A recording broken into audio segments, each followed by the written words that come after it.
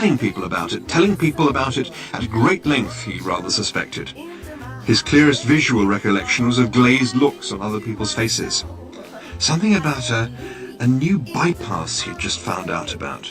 It had been in the pipeline for months, only no one seemed to have known about it. Ridiculous. He took a swig of water. It would sort itself out, he'd decided. No one wanted a bypass. The council didn't have a leg to stand on.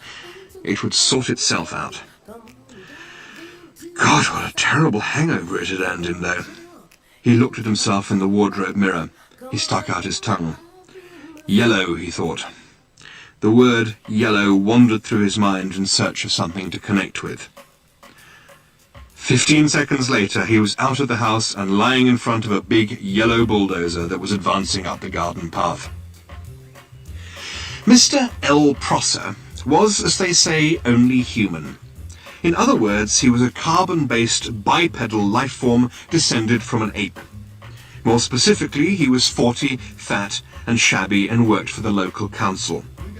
Curiously enough, though he didn't know it, he was also a direct male-line descendant of Genghis Khan, though intervening generations and racial mixing had so juggled his genes that he had no discernible mongoloid characteristics, and the only vestiges left in Mr. L. Prosser of his mighty ancestry were a pronounced stoutness about the tongue and a predilection for little fur hats. He was by no means a great warrior. In fact, he was a nervous, worried man.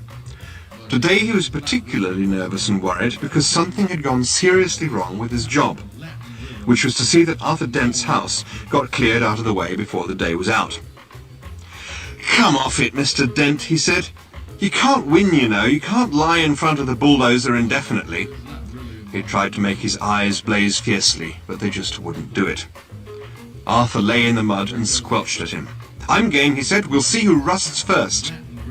"I'm afraid you're going to have to accept it," said Mr. Prosser, gripping his fur hat and rolling it round the top of his head.